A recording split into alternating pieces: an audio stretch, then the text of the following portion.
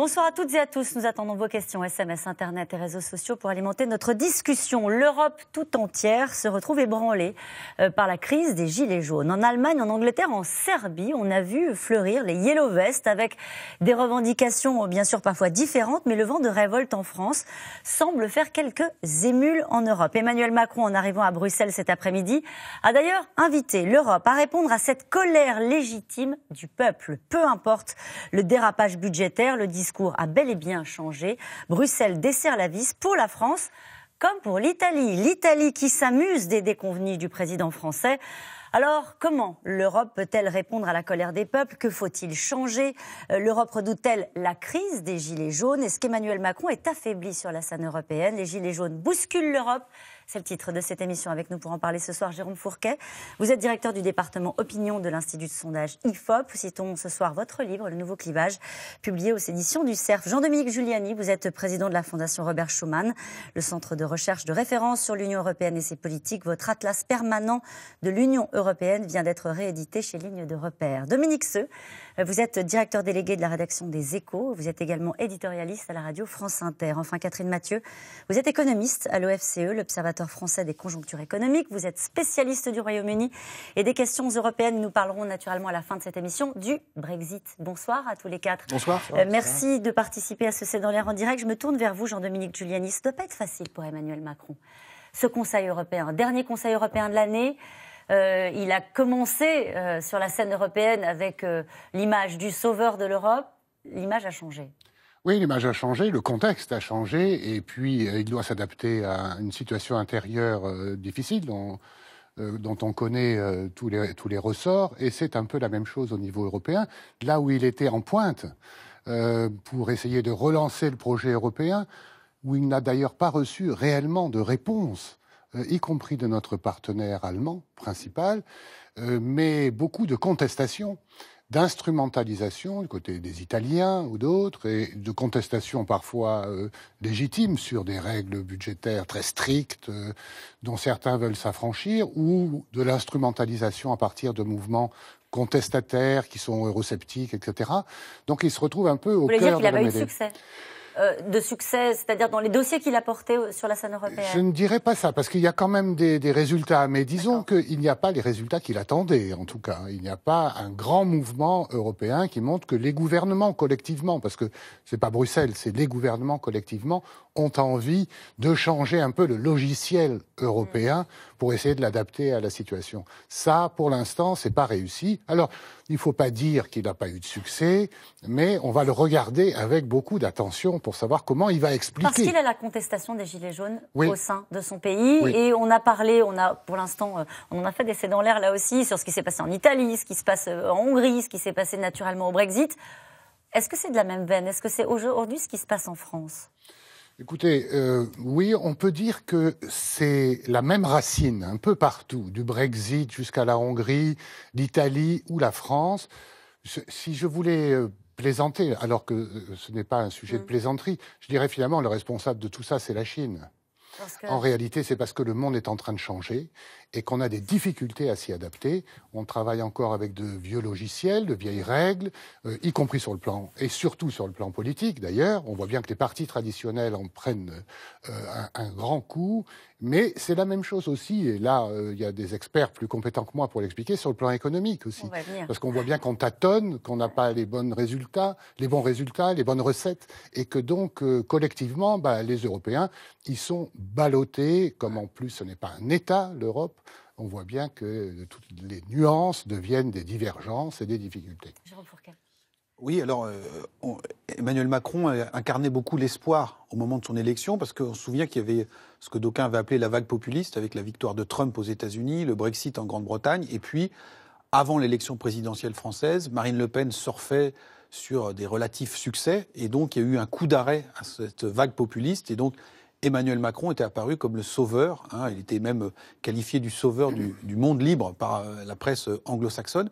Et aujourd'hui, ce qui se profile, le risque pour lui, c'est qu'il ait une trajectoire un petit peu conforme à celle qu'a eue Matteo Renzi, qui, quelques années avant, a été aussi le le sauveur, un jeune leader politique européen qui, dans un pays où il y avait une poussée populiste, arrivait à mener un certain nombre de réformes.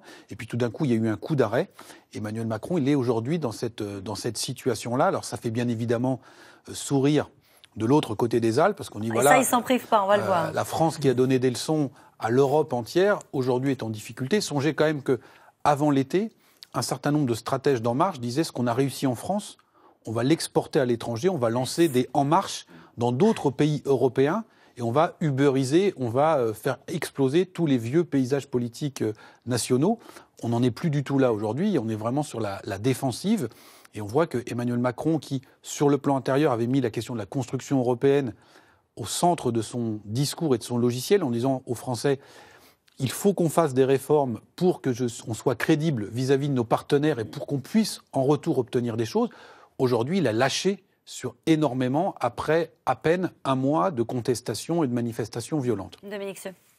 Emmanuel Macron est arrivé comme le plus jeune chef d'État en Europe. On voit sa photo là, il a probablement pris 1 ou 2 cheveux blancs dans cette bataille des Gilets jaunes. Et c'est vrai que nos partenaires européens regardent ce jeune chef d'État et lui disent « les choses ne sont pas si faciles que ça, n'est-ce pas ?» Pour 2 raisons. La première, c'est que la particularité de la crise des Gilets jaunes, c'est qu'elle se déroule, c'est une montée populaire ou des populismes comme on veut, mais entre 2 élections. Alors qu'au Royaume-Uni, en Allemagne, en Italie, ça s'est passé lors des élections. Là, c'est au milieu d'un mandat. Et donc, c'est quelque chose de très particulier. Et puis, la forme, évidemment, second point, la forme est tellement spécifique. C'est-à-dire, parti de rien, ce ne sont pas les corps intermédiaires, ce ne sont pas les partis politiques complètement débordés, pas les syndicats. Donc, au fond, c'est une révolution numérique, mais on avait oublié que dans le mot révolution numérique, il y a le mot révolution. Ouais. Et donc, il y a un certain nombre de personnes qui se sont dit, notamment à l'extrême gauche et à l'extrême droite, c'est peut-être la révolution. Et donc, les partenaires européens disent, tu vois, au fond, ça n'est pas si facile que ça de Est-ce que ça les inquiète ? Est-ce que lorsque ça se passe en France, c'est la même chose que lorsque ça se passe en Italie ou même en Grande-Bretagne ? Alors même si, bien sûr, je compare à la fois le Brexit et des élections qui, vous avez parfaitement souligné la spécificité du moment des Gilets jaunes en France, mais est-ce qu'il y a une inquiétude ? On a choisi d'intituler cette émission « Les Gilets jaunes bousculent l'Europe ». Est-ce qu'ils se sentent bousculés et inquiets ? Je n'ai pas tant l'impression. Je pense que quand on parle aux gens qui sont à Bruxelles, ces minutes-ci, en ce moment, ils disent que, évidemment, il y a une atmosphère médiatique qui est la nôtre, qui est normale, de se dire « Ah, les choses ne sont pas comme avant, sa situation est très dégradée ». Mais dans les enceintes institutionnelles, il arrive comme le patron de la France et tout le monde sait qu'à la fin, c'est entre Berlin et Paris que les choses vont se passer. Donc, il arrive couturé, il arrive avec un cheveu blanc si on veut, mais il n'est pas complètement à terre encore et il ne le sera probablement pas. Jean Fourquet voulait dire un mot. Oui, ça peut inquiéter dans la mesure où d'autres grands piliers européens sont déstabilisés. Il y a la fin de règne d'Angela Merkel qui a assuré une grande stabilité. On a vu que ça a été très compliqué. Sa successeur a été élue d'un cheveu lors du congrès de la CDU. On a vu en Espagne, il y a eu des élections locales où l'extrême droite a fait son entrée pour la première fois dans des enceintes parlementaires depuis la période post-franquiste, alors que Emmanuel Macron, on l'a dit tout à l'heure, ne pouvait plus s'appuyer sur l'Italie. Angela Merkel était en fin de parcours. Il a regardé du côté de l'Europe du Sud. L'Espagne, ça devient compliqué. Le Brexit, la Grande-Bretagne est en train de sortir. Et donc, il n'y a plus aucun véritable pôle de stabilité en tant que puissance majeure. On a les Pays-Bas, on a d'autres États, mais qui ne sont pas des pays qui pèsent et qui comptent. Et donc, la France qui apparaissait comme quelque chose d'où pouvait provenir une certaine lumière pour la poursuite de la construction européenne. Emmanuel Macron avait dit on va relancer le processus européen. Aujourd'hui, il est rattrapé par les affaires intérieures. Et donc, si cette crise en tant que telle n'est pas forcément majeure, elle affaiblit le dernier endroit où il y avait une relance qui était espérée. Oui, mais Catherine Mathieu. Oui, dans le fond, il y a quand même. Enfin, je pense qu'il faut quand même bien avoir en tête que Emmanuel Macron arrive au pouvoir en disant effectivement à la population française nous allons redevenir les leaders en Europe, nous allons montrer que nous sommes sérieux, des partenaires sérieux, nous allons respecter les règles, en particulier les règles budgétaires. et nous allons aussi faire qu'il y ait une Europe qui protège, cette Europe qui protège en faisant davantage d'intégration européenne.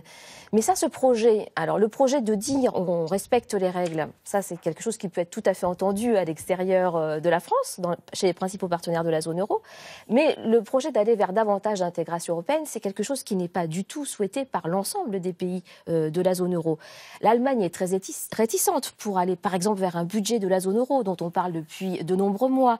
Les pays du nord de l'Europe qui se sont constitués en ligue dite hanséatique, les 8 pays nordiques de l'Europe, disent aussi attention, nous on ne souhaite pas qu'il y ait davantage de solidarité européenne, on ne souhaite pas qu'il y ait un budget européen, on ne veut surtout pas qu'il y ait des transferts entre pays européens. Donc il y a un vrai débat de fond sur ce que doit être le modèle européen qui est là depuis de nombreuses années et la France porte encore aujourd'hui un modèle qui est beaucoup plus un modèle de solidarité que ce que souhaitent d'autres pays, en particulier ceux du centre et du nord de l'Europe. Est-ce que les institutions européennes, dans ce moment-là, encore une fois, quand on aligne tout ce qui s'est passé ces dernières années, on a l'impression d'être dans quelque chose qui ressemble au sens de l'histoire. Est-ce que les institutions européennes commencent à sentir ce vent-là? Est-ce qu'il y a une fébrilité nouvelle? Encore une fois, on va le voir, c'est un petit symbole. Les Gilets jaunes, on en a retrouvé un petit peu partout en Europe. Alors, ce n'était pas des grandes mobilisations, il n'y a pas eu de violence comme il y en a eu en France, mais est-ce qu'il y a toujours cette espèce de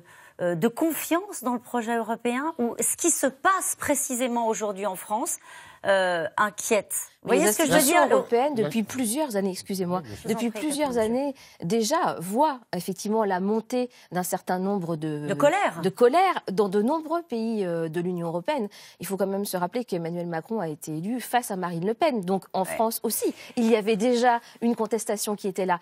En Allemagne, maintenant c'est en Espagne, mais il y a de nombreux pays où ces forces sont montées déjà depuis de nombreuses années et les institutions européennes, me semble-t-il, ont déjà bien pris conscience de cela depuis particulièrement la crise. Jean-Dominique Julienne. Oui, on voit, quand Jean-Claude Juncker, il y a 4 ans, arrive comme président de la Commission, c'est son discours, en disant c'est ma Commission de la dernière chance, où nous changeons, ou alors le projet est en péril. Bon.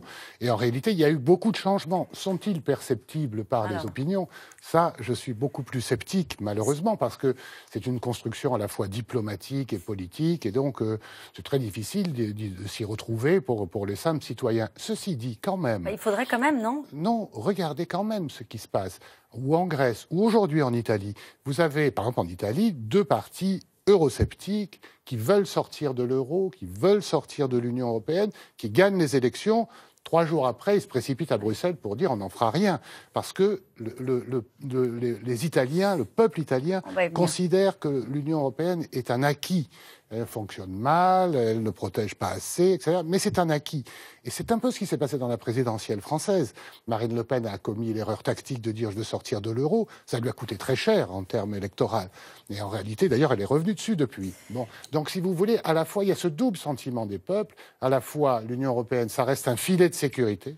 Et en même temps, on attend qu'elle bouge. Et elle ne peut pas bouger de Bruxelles, elle ne peut bouger que des capitales. Et bien sûr, on pense à Paris. Et ça, on va y venir naturellement. On n'a pas beaucoup entendu parler d'Europe sur les barrages et sur les ronds-points. Et vous nous direz pourquoi, Jérôme Fourquet. Il n'y a pas si longtemps, on le disait, il était présenté comme le sauveur de l'Europe. Mais la crise des Gilets jaunes est passée par là. Emmanuel Macron participe donc au dernier Conseil européen de l'année aujourd'hui. Et le jaune sera dans tous les esprits, car le mouvement a fait des émules en Europe, au-delà de nos frontières. Magali Lacroze et Myriam Zéar. Au dernier Conseil européen de l'année, régnait cet après-midi comme un air de fin d'époque. Les leaders se croisent, certaines font grise mine. Sur le tapis rouge de l'Europe, une certaine tension. Emmanuel Macron voulait faire de la France un modèle du sérieux budgétaire pour l'Europe. Il va devoir convaincre ses alliés que la révolte des Gilets jaunes n'a écorché ni son leadership ni ses ambitions. Bref, qu'il maîtrise la situation. Bonjour. Je pense qu'aucun pays n'avance s'il n'entend pas aussi cette part de colère légitime de nos peuples. Elle s'exprime partout en Europe, avec des votes extrêmes qui montent dans certains pays, avec le Brexit qu'on a vécu il y a quelques années en Grande-Bretagne. Et moi, je ne ferai jamais la politique de mon pays. Et je ne mènerai jamais le projet européen auquel je crois contre des aspirations que j'estime légitimes. Je pense qu'elles sont réconciliables et c'est ce que nous sommes en train de faire. Voilà. Merci à vous. Seulement voilà, les 10 milliards d'euros débloqués d'urgence ce lundi pour répondre aux contestations des Gilets jaunes, que rien ne semble arrêter, pèsent encore un peu plus sur les engagements de réduction des déficits de la France. Pierre Moscovici veille au respect de la même règle budgétaire pour tous les pays membres. Auditionné par les sénateurs français ce matin, il se montrait plutôt compréhensif vis-à-vis de Paris. Un changement d'époque ? Ce n'est pas interdit, à condition que ce soit limité, temporaire et exceptionnel, et ça doit être maîtrisé le plus possible. Un ton mesuré que refuse cet ancien ministre du budget. Pour Éric Woerth, c'est un mauvais signal envoyé à l'Europe et aux Français. La Commission européenne est extrêmement gênée, parce qu'elle a besoin de la France. Les Allemands sont plus affaiblis qu'auparavant. Elle a donc besoin de la France. La France a engagé une vision de l'Europe qui convient à celle de la Commission, mais elle suit pas les règles européennes. Donc c'est trop facile de dire aux autres suivez les règles. Moi-même, je m'en exonère. Les exigences sociales françaises ont allumé un peu partout en Europe des mouvements parfois embryonnaires de contestation sur le modèle des Gilets jaunes. En Belgique, samedi dernier, 1 millier de personnes manifestent. Ils sont en dehors de la réalité, ils ne savent même plus ce que c'est que le prix d'un pain, ils ne savent même plus ce que c'est que de payer eux-mêmes leurs factures. Et le peuple, ici, les Gilets jaunes, c'est juste dire on en a marre. 400 interpellations à Bruxelles et des scènes de violence urbaine. En Bulgarie, la rébellion s'habille en bleu, puis en jaune. En Italie, en Allemagne, l'extrême droite récupère officiellement le mouvement du gilet jaune, brandi en symbole de contestation. Pratique pour être vu de loin, depuis un hémicycle en Serbie par exemple. Le gilet jaune français attire l'attention de toute l'Europe. Comme Emmanuel Macron, lors de son élection en 2017, le président français passait pour le sauveur de l'Europe. Ce même magazine évoquait le cauchemar de Macron sur sa une il y a quelques jours. Et nous reprenons avec cette question. Est-ce que la contestation des Gilets jaunes gagne peu à peu tous les pays européens ? Alors, écoutez votre reportage, on le voit, mais c'est pas forcément. Ce ne sont pas des mouvements de masse. C'est pas des mouvements de masse, c'est 1 millier de personnes, par exemple à Bruxelles. Néanmoins, tout ça est révélateur de mouvements de fond plus profonds qui se sont déjà manifestés. On a vu ce qui s'était passé en Italie lors des élections législatives. On voit dans d'autres démocraties occidentales que cette contestation est très très forte. C'est la même chose. Ce sont les mêmes aspirations que ce qui s'est passé en Italie. Est-ce qu'on peut associer en réalité ? Il y a différentes choses. Il y a d'abord c'est l'émanation de beaucoup de catégories classe moyenne ou populaires qui disent on s'en sort plus. Et le modèle que nous proposer ne nous convient pas. On sait que dans ce modèle-là, on a vocation à disparaître ou à être marginalisé. Et donc on veut faire entendre notre point de vue. Alors, soit sur les questions économiques et sociales, c'est ce qui est le cas aujourd'hui avec les Gilets jaunes, soit ça vient tout de suite et très souvent derrière sur les questions, par exemple, migratoires. On a vu comment le mouvement des Gilets jaunes, en tout cas sur la toile, avait fortement relayé toute une série de fake news sur le fameux pacte de Marrakech, etc., etc. Donc, on voit qu'il y a cette contestation générale contre les élites et contre aussi les institutions européennes. Ce qui est intéressant, vous avez demandé tout à l'heure, on n'a pas beaucoup parlé d'Europe sur les ronds-points. C'est en train de venir, par exemple, avec la fameuse taxe sur les GAFA. La taxe sur les GAFA, on est parti du prix de l'essence et maintenant on dit qu'il faut aller chercher l'argent là où il est, c'est-à-dire en taxant Google, Amazon, etc. C'est ce que le gouvernement français essaye de faire en disant pour que c'est une pertinence, il faut le faire au niveau européen. Mais certains de nos partenaires, notamment ceux du Nord, ne sont pas très chauds pour aller là-dessus. Et donc, en dépit ou en retrait, eh bien, le gouvernement français a dit bon, si jamais on n'arrive pas, on le fera tout seul. Mais on voit bien que ces questions-là, très politiques, elles affleurent un petit peu partout en disant est-ce que c'est au peuple toujours de payer ? Alors après on peut parler sur le sérieux budgétaire, ou est-ce que l'Europe c'est pas uniquement une zone de libre-échange ? Est-ce qu'on régule davantage ? Est-ce qu'on lutte tous en commun contre l'évasion fiscale ? Est-ce que contre le dumping, etc., etc. Ça c'est la question qui est posée aux institutions européennes. Ça c'est en train de monter très très fortement. Et comme disait M. Giuliani, le problème c'est que Bruxelles ne peut rien, il faut l'accord de tous les partenaires européens et beaucoup ne sont pas d'accord. Monsieur Juncker, qui fait la leçon à la terre entière, il a dirigé un pays qui était le champion de l'évasion fiscale, où toutes les multinationales du monde et d'Europe venaient installer leurs sièges sociaux pour ne pas payer. Voilà. Et donc, il se heurte aujourd'hui à beaucoup de gens qui disent ne nous faites pas payer Hein, c'est aussi les suites de 2008. On a payé les prix, les pots cassés de la crise, et maintenant il faut que d'autres contribuent à tout ça. C'était la question que je voulais vous poser. Est-ce que l'Europe se sent concernée par ce qui se passe? Oui. Non, mais je veux dire par là, on pourrait dire, ah ben non, c'est Emmanuel Macron qui a mal géré, c'est Emmanuel Macron qui a fait des fautes politiques. Est-ce que les institutions européennes et plus généralement les grandes figures européennes se disent, va falloir qu'on y réponde tous précisément sur cette question de l'évasion fiscale ou des GAFA, comme le disait à l'instant Jérôme Fourquet? Oui, parce que ça pose des problèmes existentiels pour l'Europe, des problèmes de fond. D'abord, si on veut être plus efficace, je sais pas, pour la sécurité ou lutter contre l'immigration, il faut faire des transferts de souveraineté au niveau européen. Donc on voit bien que les États ne sont pas prêts. La Commission européenne le propose régulièrement. On fait des quotas pour répartir les réfugiés. Tout le monde dit non. Bon. Il y a toute une série de sujets de fond, par exemple celui de la régulation. Vous venez de le dire, on veut plus de régulation, réguler la mondialisation, peut-être un peu moins de libéralisme, etc. Or, l'Europe est déjà, je parle sous votre contrôle, un des espaces les plus régulés du monde. Donc ça pose un problème de fond. Est-ce qu'on doit faire plus de réglementation ou moins de réglementation? On dit qu'il ne faut pas faire de transfert entre les riches et les pauvres. Aujourd'hui, il y a des transferts énormes qui sont faits à l'égard des pays en développement au sein de l'Union européenne. 86 milliards d'euros en 7 ans pour la Pologne, la Hongrie, etc. sont sous perfusion européenne. Donc on partage.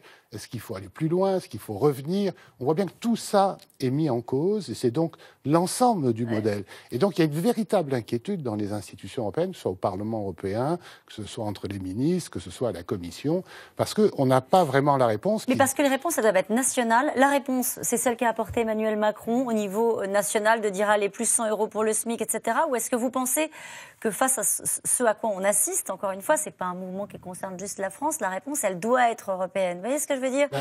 Écoutez ce que disent les hommes politiques, l'immigration, la sécurité, les réponses sont européennes. Mais après, quand on est au pied du mur et qu'il faut... L'environnement. Et qu'il faut passer des lois ou accepter de partager la souveraineté, ça marche plus. Donc, Mathieu. Et oui, il y a plusieurs aspects, je pense, que dans votre question. Par exemple, si on prend le cas des GAFA, on voit bien que la France est pour mettre en place une fiscalité, mais l'Allemagne est contre, parce que l'Allemagne a des intérêts, notamment dans le secteur automobile, vers les États-Unis, et donc ne veut pas taxer ces GAFA, ces grands géants américains. Donc aujourd'hui, en Europe, on a la France et le Royaume-Uni qui sont partis pour mettre en place une taxe. Mais on n'a pas d'accord à l'échelle européenne. Sur la fiscalité ça veut dire des entreprises, Elle aura du sens, cette taxe, si on la fait tout seul? Moi, je pense que c'est bien au moins que la France et le Royaume-Uni commencent par dire oui, nous allons le faire sur le plan national.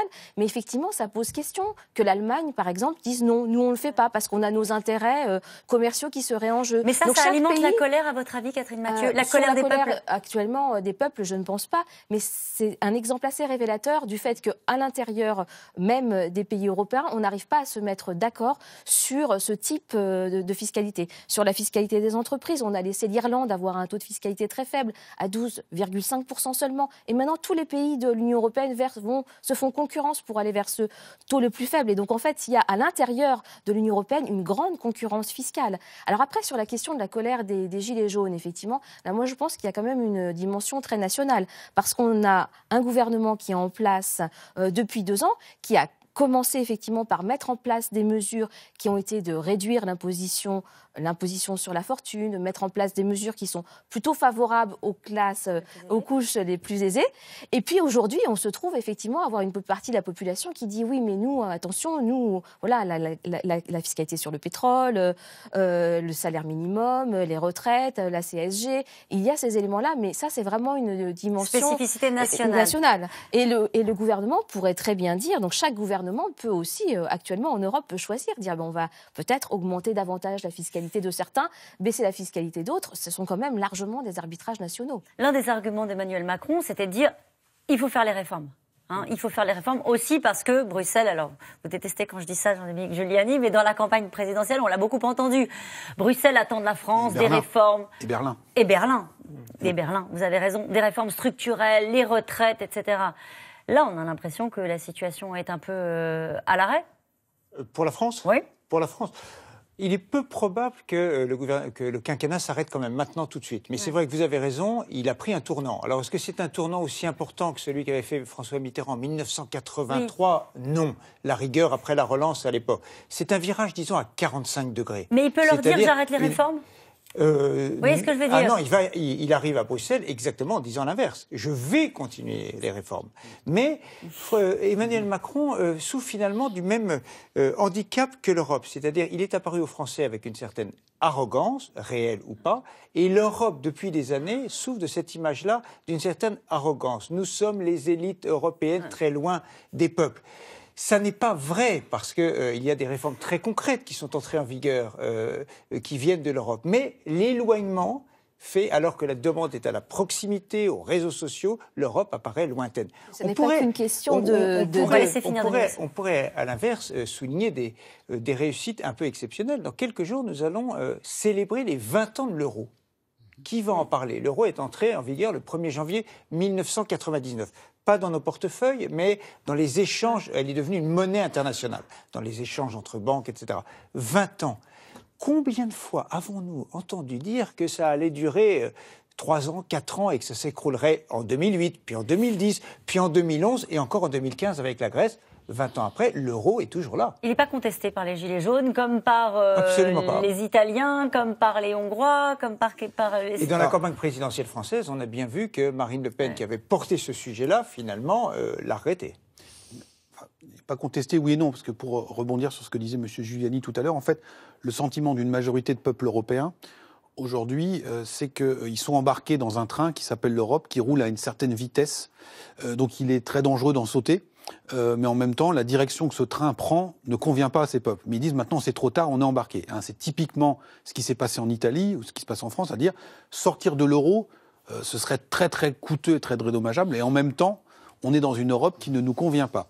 Et l'Europe, maintenant que nous sommes à 27 ou 28 États, on voit bien qu'elle est confrontée à des mécanismes autobloquants. Il y aurait tout un récit à faire aux opinions publiques européennes en disant voilà, il y a un des grands défis positifs, c'est la transition écologique. Il faut qu'on la réussisse ensemble. Il faut qu'on mette des normes communes. Il faut qu'on lance un plan d'investissement sur toutes les côtes européennes, par exemple, pour mettre des éoliennes offshore, etc., etc. Tout ça n'est pas fait. Parce que chacun dit, moi j'ai mes centrales à charbon, moi j'ai mon nucléaire, etc. Et on retombe sur les intérêts nationaux. Donc chacun dit, et les opinions publiques se disent, quelque part c'est bien que notre gouvernement défende notre bout de gras à Bruxelles, mais ce faisant, il n'y a rien qui avance, on subit et nous sommes quand même, in fine, entravés. Alors, je rebondis sur ce que vous êtes en train d'expliquer. Ça veut dire que ce mouvement des Gilets jaunes et plus généralement les mouvements en Europe, même si vous allez me dire si on peut comparer ou pas, c'est pas un mouvement nationaliste? Alors, les Gilets jaunes, à mon avis, c'est plus compliqué que ça. Il y a pas encore, c'est un peu une auberge espagnole, si vous me permettez. On a réussi, vous avez raison, mais on a réussi à identifier certaines revendications. On l'a fait ensemble au tout début du mouvement. Alors sur l'idée de ces classes moyennes qui veulent pouvoir vivre de leur travail, sur ce sentiment de déclassement, sur une rupture territoriale. Est-ce qu'il y a aussi quelque chose d'identitaire qui commencerait à dire, nous on veut les Français d'abord?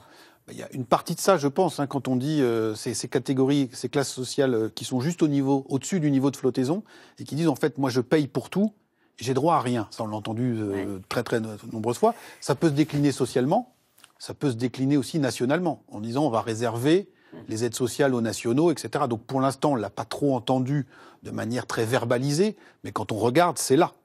On le voit dans nos enquêtes, on a quand même beaucoup de gens qui sont proches du Rassemblement national qui soutiennent les Gilets jaunes. Il y a aussi des gens qui viennent de la France insoumise, mais on l'a dit tout à l'heure, toute la polémique sur le fameux pacte de Marrakech, sur la France n'est pas à vendre, on voit bien qu'il y a tout ça qui peut entrer derrière. Et l'objectif des insoumis, c'est de lancer une course de vitesse avec l'extrême droite pour essayer de politiser à gauche ce mouvement en introduisant la taxe sur les GAFA, la question de l'ISF, qui n'était pas du tout au départ dans les préoccupations des Gilets. Mais ça a pris. Donc c'est une espèce de cocktail à la fois social et national. Oui, moi, ce qui me semble intéressant aussi, c'est que sur les ronds-points, on a peu parlé d'Europe. On aurait pu entendre parler des chauffeurs polonais, des coûts, de la concurrence roumaine, bulgare. Et finalement, le sujet n'a pas du tout émergé. Il est resté sur le pouvoir d'achat, sur les impôts, sur les inégalités fiscales, un peu, mais finalement un peu moins. Et au total, les questions européennes ont assez peu surgi. Et parce que c'est habituellement une cible, surtout à quelques mois d'un scrutin, on n'a pas vu de slogan sur le Frexit, etc. Moi, j'ai une théorie un peu différente, n'est-ce pas? Je pense que c'est pas le peuple qui est anti-européen. Je pense que c'est une partie de l'élite européenne qui est anti-européenne. Parce qu'on est arrivé à un degré d'intégration tel que si on veut avancer, par exemple, le succès de l'euro, décryptons-le en 3 mots. c'est quoi? C'est carrément la fédéralisation de la monnaie. C'est le seul pouvoir totalement fédéral de l'euro. Et ça marche. Et ça marche, et les gens y sont attachés. Ils ne veulent pas en sortir. Je fais un petit sous-amendement. Pas seulement parce que c'est dangereux de descendre du train, mais c'est aussi parce que les gens, ils sont informés. Ils voient le monde, ils voient les Américains, ils voient les Chinois qui arrivent, ils sont inquiets. Et finalement, les Grecs de M. Tsipras, qui était quand même le Mélenchon grec, disons-le, ils arrivent au pouvoir, ils font un référendum contre Bruxelles. 4 jours après, ils font la politique de Bruxelles. Parce qu'une fois arrivés au pouvoir, M. Tsipras, qui est aujourd'hui réputé traître aux yeux de M. Mélenchon, il s'est dit où est l'intérêt national de la Grèce? C'est quand même de rester dans l'euro, malgré la purge, malgré les difficultés sociales, etc. Donc vous voyez, c'est beaucoup plus subtil que ça. Et pour moi, les peuples ont acheté l'Europe, mais ils sont dans l'attente de choses très concrètes. Or, à Bruxelles, on n'est pas d'accord entre nous. Donc, pour prendre une décision, les chauffeurs polonais, c'est très intéressant. La décision a été prise. C'est quoi l'histoire des chauffeurs polonais? C'était la concurrence que permettaient les réglementations européennes de faire du cabotage, c'est-à-dire vous preniez un camion polonais avec un chauffeur polonais, vous pouviez desservir l'Espagne puis la France au tarif salariaux polonais avec les tarifs d'assurance. Bon, tout ça, il y a une directive qui vient d'être adoptée, mais c'est très long. C'est très long parce qu'on est 27, 28 même, encore. Et donc c'est très long et que les gouvernements sont arc-boutés sur leurs intérêts. Catherine Mathieu, très vite avant d'aller au deuxième reportage. Oui, non, mais alors très vite, je ne suis pas sûre que l'euro soit un succès pour tous les pays. Et c'est effectivement ce qui se passe dans un certain nombre de pays, c'est qu'on a vu le taux de chômage qui a augmenté, la pauvreté qui a augmenté, c'est le cas pour l'Italie, et d'autres pays ont su faire un succès de leur appartenance à l'euro, comme l'Allemagne. Et il y a eu en fait une grande augmentation des divergences à l'intérieur de la zone euro depuis 20 ans. Et ça pose problème, je pense, un réel problème aujourd'hui en Europe. Et quand vous parliez des... Quand vous dites que ça pose un réel problème, est-ce que c'est un problème ainsi? Est-ce que ça concerne la colère des peuples? Vous voyez ce que je veux dire? Oui. Est-ce que ça pose aussi un problème pour les Européens eux-mêmes? Oui, parce qu'en fait, la façon dont l'euro est construit, alors il faudra avoir un petit peu de temps pour pouvoir en parler. En fait, il faudrait qu'il y ait... On a une monnaie unique à l'intérieur de la zone euro, mais on a des pays qui ont des situations conjoncturelles très différentes. Et donc, il faut pouvoir autoriser des politiques budgétaires qui soient différentes. Et quand un pays a une situation difficile, ou une situation conjoncturelle particulièrement difficile, on doit pouvoir laisser un peu filer le déficit et ne pas lui demander d'appliquer des règles automatiques telles qu'elles sont actuellement en Europe. Justement, on y vient à ce sujet-là. Il savoure Matteo Salvini, le ministre italien, a moqué cette semaine Emmanuel Macron, qu'il voit comme un produit de laboratoire. Ce sont ses mots. Le dérapage budgétaire français apparaît comme une aubaine pour les Italiens. Rome compte bien désormais s'appuyer sur la sortie de route française pour exiger la mansuétude de Bruxelles sur son programme économique. Julien Launay, Stéphane Lopez. En italien, gilet jaune se dit gilet gialli, une expression synonyme de victoire politique pour le gouvernement transalpin. Hier, à la veille du Conseil européen, le Premier ministre Giuseppe Conte apporte une nouvelle copie du budget avec le sourire. De son côté, Matteo Salvini jubile et en profite pour mettre la pression sur Bruxelles après les annonces d'Emmanuel Macron. Je n'ai pas de doute qu'à Bruxelles, ils appliqueront le même bon sens que nous. Parce que si je devais me rendre compte qu'il y a un préjugé contre l'Italie et les Italiens, alors qu'avec d'autres, on ferme les yeux, la bouche et les oreilles, alors là, on changera de musique. Un épisode de plus dans sa confrontation avec le président français. La revanche d'un homme qui exploite la crise des Gilets jaunes pour se faire entendre à Bruxelles. Sous le coup d'une procédure d'infraction, Rome refuse un traitement 2 poids 2 mesures. La Commission européenne répond via le français Pierre Moscovici. La comparaison avec l'Italie est tentante, mais erronée, car les situations sont totalement différentes. La Commission européenne surveille la dette italienne depuis plusieurs années. Nous ne l'avons jamais fait pour la France. Pierre Moscovici, gendarme de l'orthodoxie budgétaire voulue par Bruxelles. Des règles piétinées symboliquement en octobre par cet eurodéputé de la Ligue de Matteo Salvini. Depuis, les autorités italiennes ont tout de même fait un effort sur la réduction du déficit. Pour autant, pas question de renoncer à l'une des réformes phares, les retraites, avec l'abaissement de l'âge légal de départ de 67 à 62 ans, ce qui séduit au sein de la population. L'idée de travailler jusqu'à 67 ans, c'est presque inimaginable. Trop long parce qu'on a envie de passer à autre chose. Et puis quand on arrive à 64, 65 ans, l'état d'esprit n'est plus le même. On n'a plus la même productivité. Je suis content si cette réforme voit le jour. En partant plus tôt à la retraite, j'espère que cela permettra aux jeunes d'avoir plus de travail. C'est logique. Les uns s'en vont, les autres arrivent. C'est ce que tout le monde pense.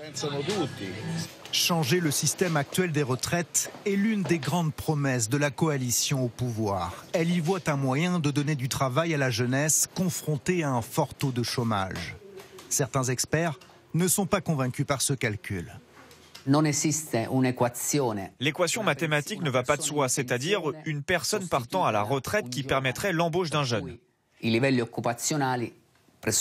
n'y a aucune garantie et donc cela ne change pas la donne. Parce que ce qui incite vraiment les entreprises à embaucher, c'est le fait d'obtenir des allègements fiscaux pour diminuer le coût du travail.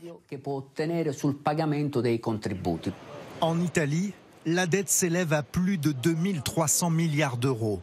Pas de quoi freiner le gouvernement, prêt à débourser près de 16 milliards pour les retraites et la mise en place d'un revenu citoyen.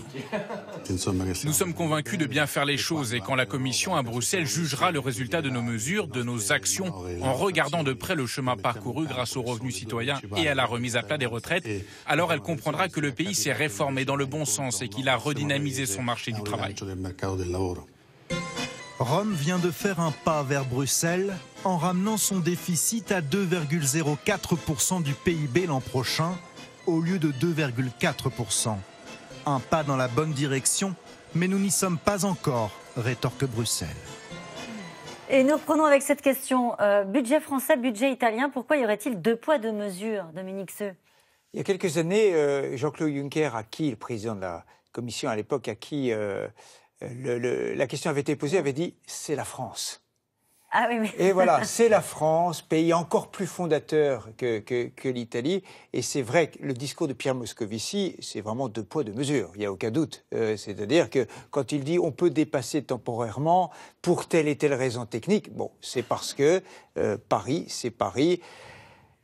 Néanmoins, quand même sur le plan économique, la situation italienne est un peu différente. Elle a une dette de 136% du PIB, et la nous, France 100%, on s'approche à grands pas. Et avec le paquet fiscal qui a été rajouté cette semaine, on s'approche, on va toucher les 100% là dans les mois qui viennent très probablement. Bon, la situation est un peu différente, c'est du sur-mesure pour la France comme d'habitude. Ce qui est frappant dans le cas français, c'est que les dépenses les plus élevées, les impôts les plus élevés, les déficits les plus élevés. L'année dernière, le déficit moyen dans la zone euro était de 0,9%. La France était à 2,6%. La France va s'approcher et dépasser les 3% l'année prochaine et nous serons le déficit le plus élevé. Ça ne fait aucun doute. Bien plus élevé que l'Italie. Votre reportage l'a très bien monté. Tout le monde tombe sur le dos de l'Italie. Ils vont présenter un budget à 2,04%. Nous serons à 3,2, 3,3, 3,5%. C'est la France, Caroline. Oui, mais ça alimente pas la colère. Vous voyez ce que je veux dire ? Non. Un chiffre ne pèsera jamais autant dans une balance qu'un gilet jaune à un carrefour. Ouais. Et donc, j'allais dire légitimement, non pas légitimement, mais dans la réalité politique, c'est toujours le gilet jaune qui l'emportera parce que, effectivement, quand vous avez quelqu'un qui gagne 1 200 € par mois face à un chiffre 3%, qui, finalement, nous intéresse, nous, parce que nous suivons ça, mais qui, au fond, on connaît ça depuis 1974. Oui, sauf que les peuples européens ont fait des efforts en raison de ce chiffre-là, après la crise, notamment de 2008. Donc, c'est devenu très concret. Et c'est pour ça que la France a perdu sa crédibilité et qu'elle ne la reconquiert pas en ce moment. Ouais. C'est-à-dire qu'il y avait une chance pour la reconquérir. Et là, cette chance a été perdue. Je peux dire qu'à mon avis, ça alimente la colère chez nos voisins. Oui, c'est ça. Ouais. Ce deux poids, deux mesures. En plus, Moscovici, accessoirement, est français. Il explique, bon voilà, pour la France, c'est différent. Alors que tout le monde a fait la leçon, comme une maîtresse d'école, à l'Italie il y a quelques mois. Et Emmanuel Macron ne s'est pas gêné à ce moment-là. Et donc Salvini joue sur de velours en disant voilà, ce ne sera pas la même musique et vous allez voir ce que vous allez voir. Mais sur le fond, il a raison. Objectivement, il a raison. C'est-à-dire qu'on a une nouvelle fois des passe-droits parce qu'on est la France, parce que l'Allemagne ne va pas bien et qu'on ne peut pas se permettre de se fâcher avec la France. Ce faisant, on est quand même affaibli, et la parole de la France est affaiblie, et celle du président également, pour expliquer ou demander des efforts à tout le monde. Une dernière fois, je pense, les capitales européennes ont pensé que cette fois, avec Macron, ce serait différent. Il y avait eu Sarkozy, il y avait eu Hollande. Et à chaque fois, en début de mandat, on dit Chirac avant eux, vous allez voir ce que vous allez voir. Ce coup-ci, on va tenir les 3%. Et puis patatras, il y a eu la crise. Maintenant, il y a les gilets jaunes. Et donc la France n'arrive pas à tenir, sauf qu'elle veut toujours jouer un rôle de premier plan au niveau européen, alors que c'est pas l'Italie qui mène la donne, la danse au niveau européen. Et donc la France, si elle veut être modèle et leader. C'est un peu ce que Macron a essayé d'expliquer à son peuple, mais apparemment, c'est pas comme ça que ça a été ressenti. Il faut qu'on tienne ça, et manifestement, on ne les tiendra pas. Eh ben, il a parlé à son peuple, et puis il a parlé aux Européens. En arrivant, on l'a vu tout à l'heure, Emmanuel Macron, je le rappelle, il a dit « Aucun pays n'avance s'il n'entend pas la colère légitime du peuple ». C'était aussi une façon de dire aux Européens « Les 3%, c'est bien, mais à un moment donné, face à la colère des peuples, face aux images qu'on a vues en France, face à ces vents qui traversent le pays, à un moment donné, l'arbitrage, il est vite fait. C'est-à-dire, entre les 3% et la colère de mon pays, j'ai choisi. C'est ça qu'il leur a dit aux Européens en arrivant. Oui, mais je pense qu'il faut quand même rappeler que cette règle des 3% n'a aucun sens sur le plan économique. Ça fait partie aussi des grands défauts de la construction européenne. On a mis en place une règle de 3% pour le déficit public, 3% du produit intérieur brut, et de 60% du produit intérieur brut pour la dette, comme condition d'entrée dans la zone euro. En fait, on n'a pas du tout tenu compte du critère de la dette publique à l'entrée dans la zone euro. C'est comme ça que l'Italie, qui avait déjà une dette qui était supérieure à 60% du produit intérieur brut au début des années 90, a pu entrer dans la zone euro. Il y a eu la crise financière qui a fait augmenter les dettes publiques d'à peu près 40% du PIB dans tous les pays. On se retrouve comme cela en France avec une dette aujourd'hui de 100% du PIB. Et on continue à garder cet objectif de 3% du produit intérieur brut pour le déficit. Je rappellerai aujourd'hui qu'aux États-Unis, il y a un déficit public qui est de plus de 5% du produit intérieur brut. Et ça se passe très bien. Ça n'alerte personne. Au Japon, il y a un déficit public qui est élevé aussi. Dans certains pays qui sont libéraux, comme les États-Unis, on a pris depuis longtemps conscience qu'il faut pouvoir avoir à un moment donné des déficits publics, puis après le retour à une situation justement, la France a toujours des déficits publics. Il n'y a jamais de retour. Et curieusement, tous les autres pays européens ont l'air de penser quand même que le déficit est une question importante. Mais c'est vrai que, pardonnez-moi, on ne fait pas un débat économique. Juste, quand on constate aujourd'hui que la force de cette vague politique populiste, on va le dire comme ça, en Europe, bouge les États eux-mêmes. On sent bien que l'Europe va au-devant d'une crise démocratique extrêmement lourde. Est-ce qu'on n'est pas à ce moment-là où justement ces arbitrages qui ont pour l'instant été des arbitrages économiques sont en train un petit peu d'avoir du plomb dans l'aile. Est-ce que vous sentez bouger les choses, y compris chez des libéraux, y compris chez le président de la République qui, à un moment donné, est obligé d'arbitrer, encore une fois? C'est-à-dire que chez les libéraux, et c'est on va dire la doctrine dominante aujourd'hui encore au sein de la Commission européenne, il faut effectivement, d'une part, réduire les déficits publics, mais aussi les réduire en baissant les dépenses publiques, en disant les dépenses publiques sont trop importantes. Mais dans la réalité, dans la vie de tous les jours, les populations disent « nous avons besoin d'un certain nombre de services publics ». Nous souhaitons, alors je parle simplement de la France, avoir un système de santé. On a un système de santé public qui fonctionne très bien, mais dont on voit qu'il y a des moments, on n'arrive plus à avoir des rendez-vous chez le médecin. À l'hôpital, il y a des files d'attente. Il y a un problème. Les gens qui vivent dans les campagnes vont vous dire on n'a plus accès aux services publics. On l'a compris. Oui, mais si on veut un accès aux services publics, il faut bien, et qu'on ne veut pas creuser les déficits, ce qui me semble une bonne chose, il faut laisser avoir filer des recettes, ou alors il faut augmenter les impôts. C'est pas l'idée en ce moment, vous avez bien compris. Mais Jean-Dominique Giuliani, sur cette réponse européenne, et on voit bien que là, Pierre Moscovici, justement ce que vous disiez à l'instant, il tape pas sur les doigts de la France, il sait bien qu'à un moment donné, il faut faire un arbitrage politique. Oui, il a été ministre des Finances, donc il a dépensé comme les autres, et il sait qu'en France... C'est lui qui a parlé pour la première fois du ras-le-bol fiscal. Donc, nous sommes dopés à la dépense publique en France, c'est ça. Et donc il n'y a plus de marge de manœuvre maintenant. Et donc à force d'être déraisonnables, les gouvernements de gauche comme de droite, et de dépenser toujours, on en arrive à avoir des besoins énormes dans certains secteurs et dans d'autres d'avoir une dépense excessive par rapport à tous nos autres partenaires. Le problème, c'est que partageant la même monnaie et essayant de rapprocher nos politiques économiques, on devrait avoir une discipline un peu plus commune. C'est ça le problème. Donc, alors, on ne peut pas comparer avec les États-Unis ou avec d'autres, n'est-ce pas? Nous n'avons pas la première armée du monde et la première monnaie du monde, pas encore. Donc, ça aide, n'est-ce pas, pour avoir 5 PIB de déficit privé et public cumulé comme sont les États-Unis. Donc, enfin, de temps en temps, ils ferment aussi des services publics, hein, je vous signale, quand ils ont un problème et qu'ils doivent autoriser à la dette. Donc, on peut aussi comparer au Royaume-Uni, qui a depuis longtemps mené une politique budgétaire qui était beaucoup plus en phase avec l'évolution conjoncturelle du pays, mais le Royaume-Uni n'était pas entré dans la zone euro et ne devait pas accepter ces Je voudrais vous citer une phrase de Christine Lagarde. Elle craint l'avènement d'un âge de colère. C'est Christine Lagarde, la patronne du FMI. Hein, voilà. Elle craint l'avènement d'un âge de colère et voudrait que les bienfaits de la mondialisation soient partagés par tous et non pas par quelques-uns. Est-ce que c'est pas ça le sujet européen aujourd'hui?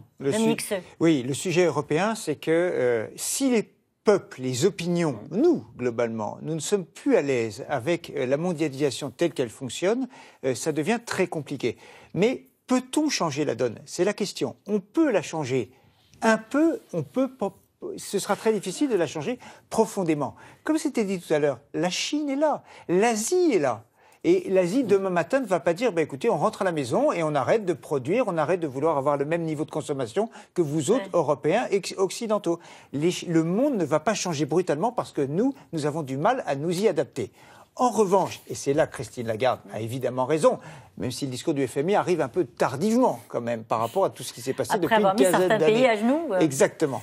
Le discours arrive un peu tardivement. Mais il faut modifier un certain nombre de choses, probablement les inégalités, probablement le commerce international. Donald Trump a raison dans le diagnostic sur un certain nombre de points. Il n'y a pas de doute là-dessus. Après, sa méthode, son personnage sont absolument épouvantables et dangereux. Mais sur le diagnostic, il a raison sur certains points. Donc il faut arriver à trouver la voie moyenne. La difficulté profonde, c'est que les voies raisonnables aujourd'hui n'ont plus cours. Ce ne sont plus les voies raisonnables qui tiennent le manche. Et donc le vrai risque, c'est qu'il y ait un accident de l'histoire. C'est-à-dire, ce serait quoi un accident de l'histoire? C'est que quelque part entre toutes ces voix populistes et dirigeants un peu incontrôlables, eh bien quelque chose dérape, on le voit, ça nous éloigne un petit peu du sujet initial, mais en mer de Chine, on voit que des choses peuvent déraper ici ou là. C'est dans ces périodes-là où le sang-froid se perd, sur le plan intérieur, sur le plan international, que les machines peuvent s'emballer.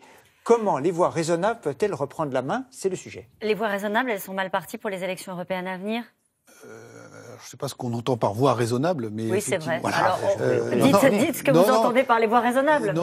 Mais là, quand on regarde aujourd'hui les intentions de vote, alors les Français ne sont pas encore dans ce match-là, hein, beaucoup n'ont pas forcément connaissance des dates, c'est en mois de mai, mais quand pour autant ils sont polis, ils répondent aux enquêteurs de l'IFOP, et donc sur les intentions de vote, on a le Front National qui est à 24% aujourd'hui, La République En Marche qui est à moins de 20%, les Insoumis aux alentours de 10 ou 12%. Et donc on voit que les partis pro-européens, alors peut-être ceux-là sont-ils responsables ou raisonnables, sont quand même en difficulté. Alors je voulais juste revenir sur les propos de Madame Lagarde.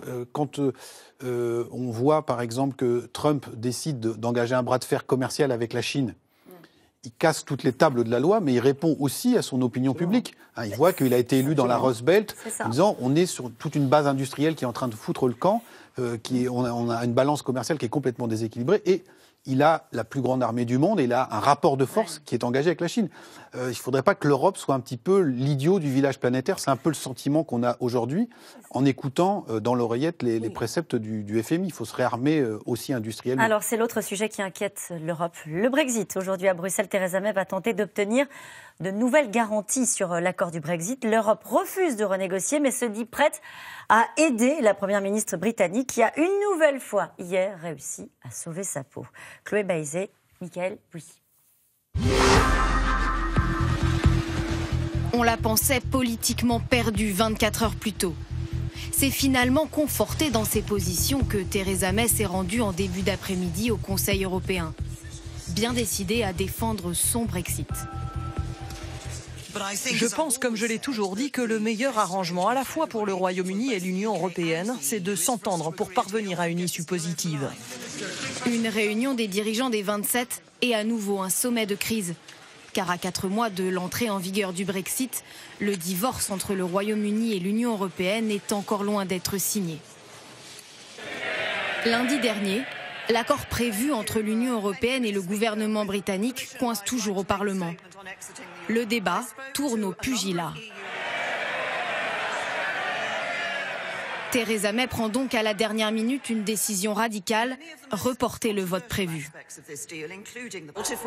Si nous continuons et maintenons le vote prévu demain, cet accord sera rejeté par un grand nombre d'entre vous.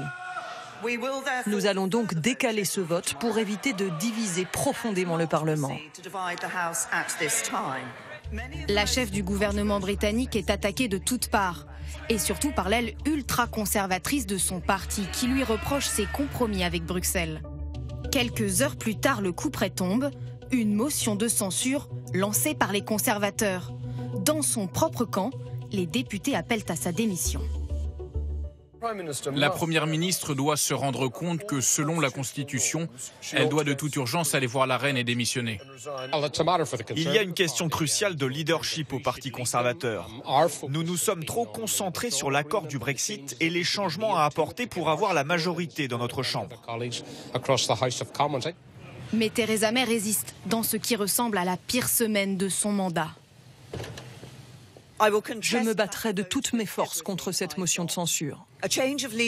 Un changement de leader du Parti conservateur mettrait en danger l'avenir de notre pays et nous ne pouvons pas nous le permettre. Le Royaume-Uni retient son souffle, alors que Theresa May tente de convaincre ses homologues européens de revoir les négociations. Le Parlement britannique vote pour savoir s'il la maintient à la tête du pays. Finalement, hier soir mercredi, Theresa May remporte confortablement la confiance à 200 voix contre 117. Une concession, elle renonce à se représenter en 2022. La journée fut longue et pleine de défis. Mais je suis heureuse d'avoir reçu le soutien de mes collègues.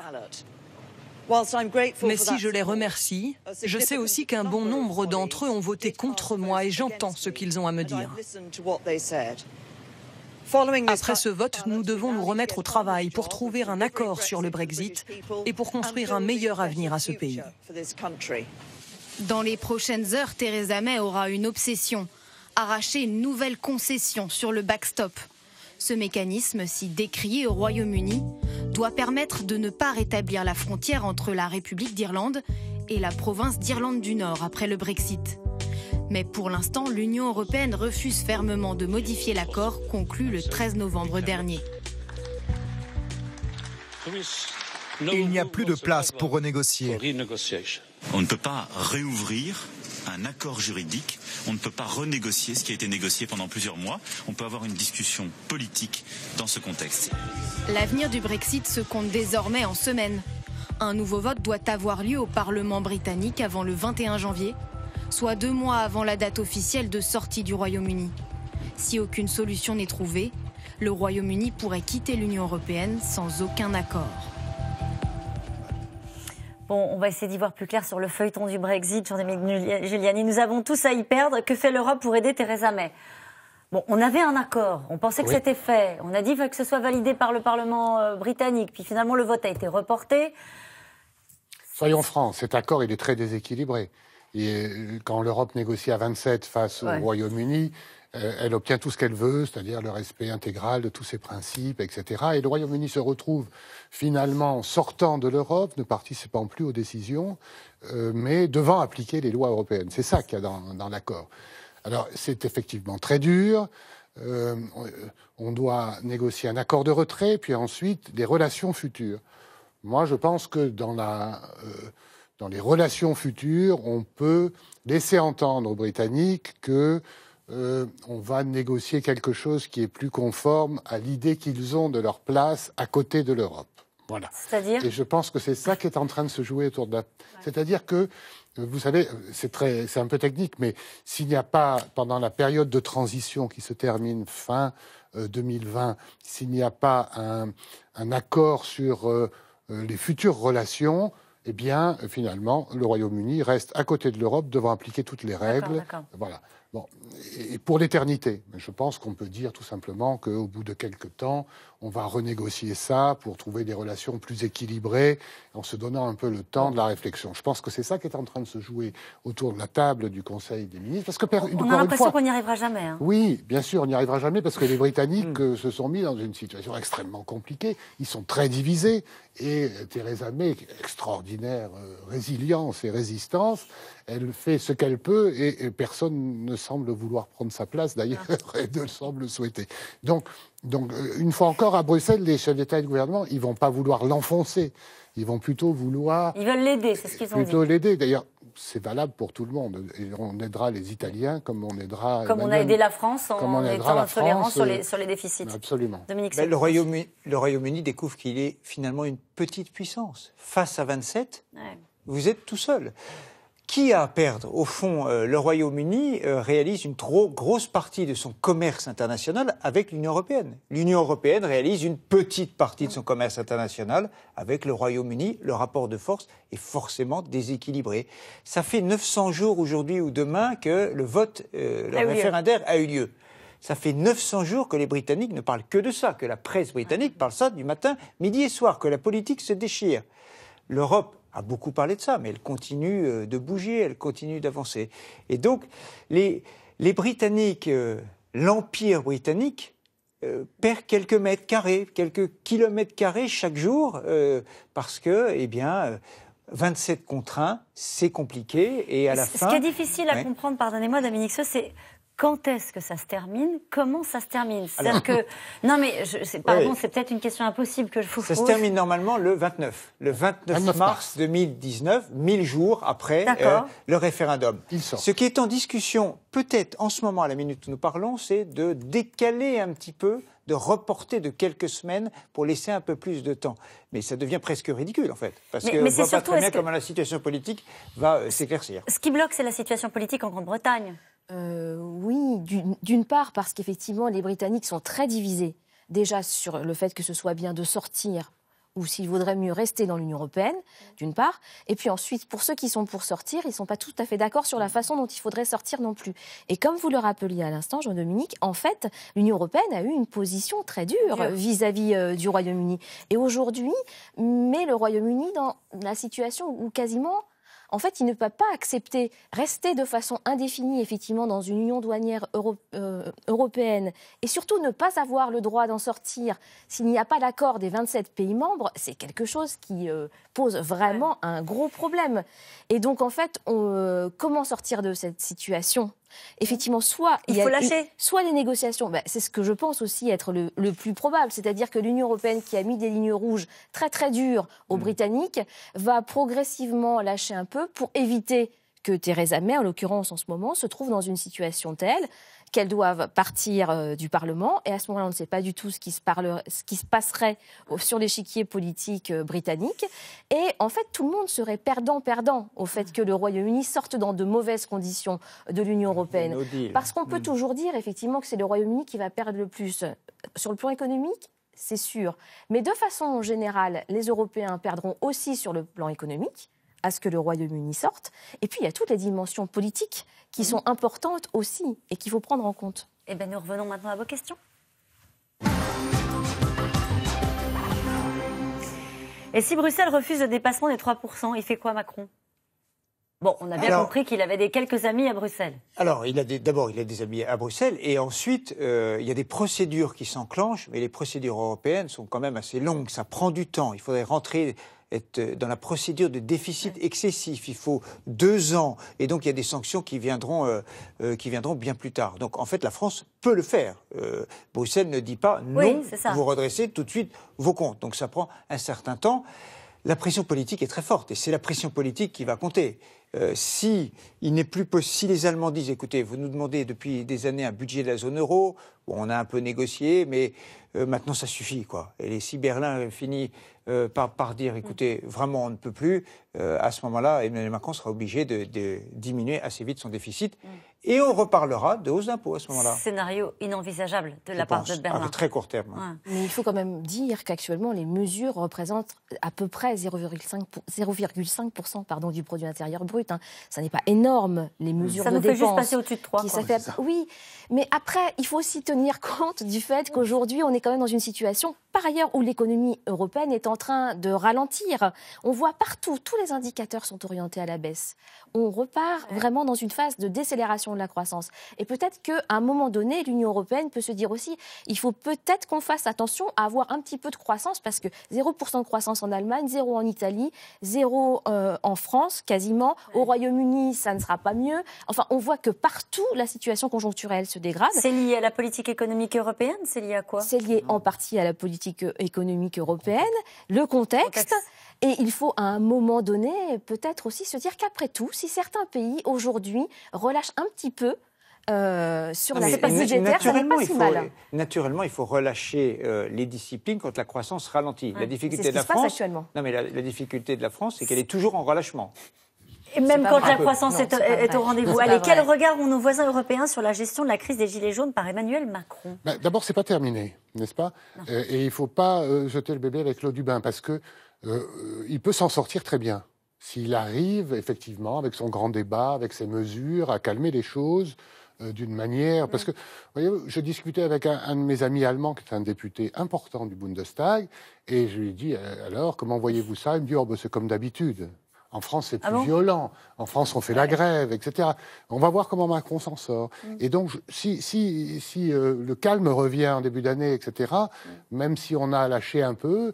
peut-être ce sera mis à son crédit. D'accord. Donc, il ne faut jurer de rien. Je pense qu'il sera beaucoup regardé par les capitales européennes. C'est le résultat des élections européennes dans chacun des pays, mais notamment en France.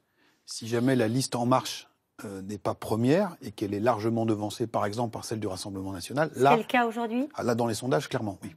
Il y a une opinion publique européenne qui est en train de se faire, parce que Die Welt, l'important journal allemand, a titré il y a 2 jours « La France, la nouvelle Italie ». Et donc, ça veut dire que tout le monde se regarde quand même. En fait, nous avons des difficultés à construire une Europe économique intégrée, mais l'opinion publique européenne, petit à petit, est en train de se faire. Après l'Europe libérale, ne serait-il pas temps que l'Europe sociale soit mise en place? Moi, je pense que c'est important qu'on en reparle. Hein.